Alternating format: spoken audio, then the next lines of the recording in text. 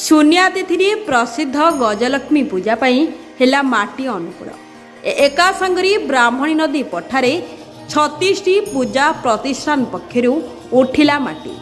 घंट घंटा शंखध्वनि रे प्रकंपित हेला नदी पठा। राधाष्टमी तिथि रे मीना बजार और गणेश बजार पक्षरु सरीछि गजलक्ष्मी पूजार एहा आद्य पर्व। चलित वर्ष 38टी पूजा पेंडाल पूजा पाइबे धनदात्री। आज हेउछि पवित्र शून्या बा बामन जन्मतिथि। आउ एही दिन ढेंकानाल प्रसिद्ध गजलक्ष्मी पूजा पाई मूर्तिका पूजन करा जायथाय। प्रतिवर्ष परि चलित वर्ष मध्य 36टी पूजा मंडप पक्षरु एई मूर्तिका पूजन बा माटी अनुकूल करा जायछि। आउ धनदात्रीଙ୍କ पूजार एही आद्य पर्व पाई बेस चलचंचल होई पड़िथिला कमगरा स्थित ब्राह्मणी नदी पठा। पूजकଙ୍କ वेद मंत्र पाठ घंट घंटा होलहोली भितरे सृष्टि होइथिला आध्यात्मिक परिवेश। गोटिए परे गोटिए पूजा प्रतिष्ठान माटी अनुकूल पर्व सारी निज निज पटुआ धरी पूजा मंडप अभिमुखे बाहुड़िथिले। जाति धर्म वर्ण निर्विशेष भाईचारा सहरर ढेंकानाल चलित वर्ष एही गणपर्व को अधिक आकर्षणीय करने समस्त पूजा कमिटी स्वतंत्र प्रस्तुति आरंभ करिसेंती। लक्ष्मी पूजा माटी अनुकूल तो आज सरीगला गोटे प्रकार केते आकर्षणीय वर्ष पूजा भाईचारा सहर गणपर्व ये गोटे भाईचारार पर्व ये गोटे गणपर्व ढेंकानाल ये ढेंकानाल गणपर्व में सबू बजार आज उत्सव मुखरित होती समस्त आज पारंपरिक भाव में माटी नौ आम भी बजार तरफ माटी नौचु एवं ए वर्ष पूजा बहुत आकर्षण हम कहीं ए वर्ष पाग भी शुखला रही भल भी सबू बजार भी भल आकर्षणीय हम आमर ए वर्ष आम आकर्षणीय करने सब प्रकार प्रचेषा करूँ आउ विशेषकर आम जो शंकुड़ी भोग सबुदिन प्रतिदिन वितरण कराए हजार हजार लोक वितरण कराए ए वर्ष से खबर व्यवस्था रही आगू आहरी अन्य कार्यक्रम रही। आसंता अक्टोबर मास 28 तारिख कुमार पूर्णिमा तिथि धरावतरण करिवे धनदात्री माँ लक्ष्मी। आउ 11 दिन व्यापी चलिबो गजलक्ष्मी पूजा। मोट 38 गोटी पूजा पेंडाल माँ को आराधना कराजिबो। अनुकूल माटी को नहीं आज मासे व्यापी मृणय मूर्ति काम आरंभ हेबो।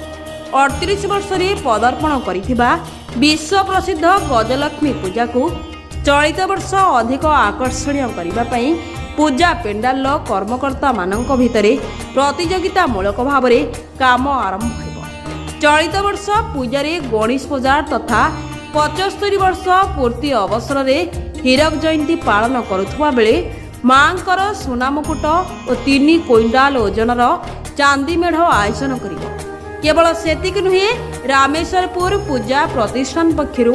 मांक चांदी मुकुट सह चांदीर अलंकार सह अनेक बजार चांदी मेढ़ और चांदीर अलंकार पई सजबाज होउछंती जहा चलित वर्ष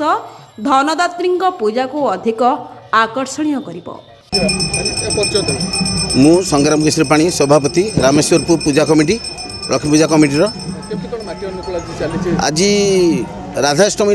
मीना बजार और गणेश बजार माटी आनी आज हूँ विशेष पुण्यातिथा हूँ आमर ओडिशार परंपरा लक्ष्मी माटी एवं दुर्गांकर माटी आसापी तेणु आज आम ढेंकानाल सहरवासी 36टी बजार पूजा कमिटीर समस्त कर्मकर्ता समस्त सहयोगी बजार बासिंदा धरी ब्राह्मणी नदी पठा को आसी माँ को पूजा करी गंगा माता को पूजा करी नदी की पूजा करी आम माटीर अनुकूल कर जो माटी की लक्ष्मी मृणय मूर्ति लगे साहाय्य करए। ए वर्ष ये पूजा बहुत जाकजमक हम बोली आम समस्त विश्वास और आस्था भाजन करूँ कारण लोक मानकर उत्कंठ आशा भरोसा माँ लक्ष्मी एथर शुणे तेणु एथरक आम रामेश्वर पूजा कमिटीर आम भाविचु माँ गोटे रूपार मकुट करूँ कारण आम छोट बजार से सीमित बजार भितर आम बहुत लोकों ठारू आम बहुत स्नेह श्रद्धा पाइचु ताकू नहीं आम मुंड टेकीचु एवं ए वर्ष आम परी सबु बजार कर्मकर्ता माने किसी ना किसी माँ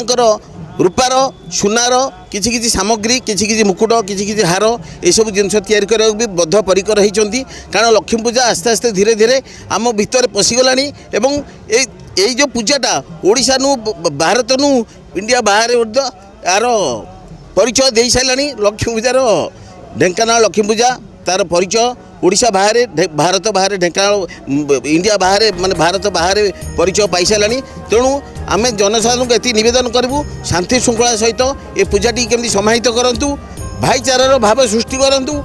यही सब जिनस को आम नहीं गले माँ लक्ष्मी आम प्रति सदैव हेबे एवं मु जानुची माँ लक्ष्मीकर ये जो आविर्भाव होची ता गोटे शुभ आम दौची शस्य श्यामला ओडिशा परिपूर्ण हेब आमर खाद्यर अभाव रहिबो नाही तेणु मु समस्त को ये पूजा आज जो माटी आसूची से धन्यवाद दूची समस्त साहाय्य भिक्षा करची एवं मिलित पूजा बाजार कमिटी की आह्वान करुच्ची ए पूजाटा केमती सुरुखुरे चलिया से पदक्षेप नियंतु धन्यवाद। ଏହି ପ୍ରସିଦ୍ଧ ଗଣପର୍ବ ଗଜଲକ୍ଷ୍ମୀ ପୂଜା ପର୍ବ ବର୍ଷ ମାନଙ୍କ ଅପେକ୍ଷା ଆହୁରି ଆକର୍ଷଣୀୟ ହେବ। Bureau report Dhenkanal news. हाँ मु बसंत कुमार रथ कमर साई लक्ष्मी पूजा कमिटी भाइस प्रेसिडेंट अच्छी ए वर्ष यही पवित्र बामन जन्म आ शून्य प्रथम थर पर आम आज माटी अनुकूल कर नौचु एवं ए वर्ष जो भाया अन्य वर्ष अपेक्षा ए वर्ष खूब धूमधाम आम पालन करूँ पारंपरिक रीति प्रचलित हम एवं प्रत्येक दिन शंखुड़ी भोग सकाल द्विपहर और राति वितरण करा संपूर्ण भाव बढ़िया पूजा 16 प्रकार पूजा संस्कृत